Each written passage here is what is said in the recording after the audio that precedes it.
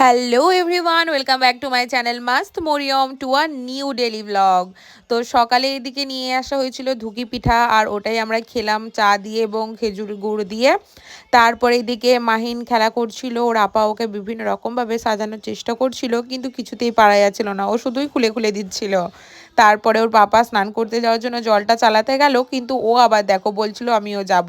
তো ওকে বোঝানো হলো যে না না, পাপা স্নান করতে যাচ্ছে। তারপর ও এদিকে বেরিয়েছিল বাইরে।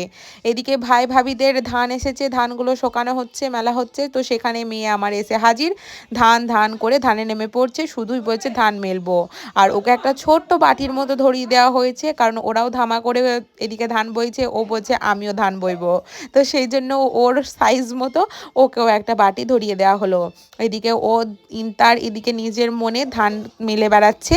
আর যদিও আমাদের ভয় লাগছিল যে পায়ে একটু লাগবে না, কি দেখছি না, খাস চাল তো ছোট ছোট দানা, সেজন্য খুব একটা পায়ে ওর কিছুই লাগেনি। এদিকে তারপরে দেখো ওদিকে জুতো বিক্রি করতে এসেছিল। মেয়ের তো আমার জুতোর প্রতি ভীষণ অ্যাডিকশন আছে, সেই জন্য এদিকে ওকে একটা ক্রক্স কিনে দেওয়া হলো। ওর যদিও একটা ক্রক্স রয়েছে পিঙ্ক কালারের, তোমরা হয়তো দেখে থাকবে বিভিন্ন ভিডিওতে। তারপরে এদিকে স্নান টান করে মেয়ে আমার ঘুম থেকে উঠে এদিকে নতুন জুতো পরে রেডি হয়ে গেছে। জুতোর প্রতি ওর এতটাই ভালোবাসা যে যখন থেকে জুতোটা কিনেছি মোটামুটি তারপর ঘুমিয়ে গিয়েছিল, তো ঘুম থেকে ওঠার পর থেকে একেবারে রাত্রি পর্যন্ত পড়েছিল। আর এইদিকে দেখো বিকেলে আমরা বেড়াতে বেরিয়েছিলাম। তো বিকেলে এদিকে আমাদের এদিকে যেখানটায় মেলা হয় সেখানের মাঠটাতেই আমরা বসে থাকি সকলে, কারণ এইখানে একটু গাড়ি ঘোড়া থেকে একটু দূরে। তো সেজন্য ভাবলাম বাচ্চাদেরকে নিয়ে এখানে খেলা করলে ওরাও অনেকটা খেলতে পারে আর আমরাও অনেকটা স্থির হয়ে বসতে পারি।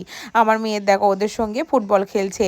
বড় বড় বাচ্চাদের সঙ্গে ও কি আর পেরে ওঠে, ওর ওই ছোটাতেই ওর আনন্দ।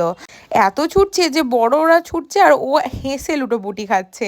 তো যাই হোক, বুঝতেই পারছি মেয়েরা আমার এরপর রাত্রে একটু ভালো করে তেল দিয়ে পা মালিশ করতে হবে, কারণ এত ছোটাছুটি হচ্ছে যে কি বলবো।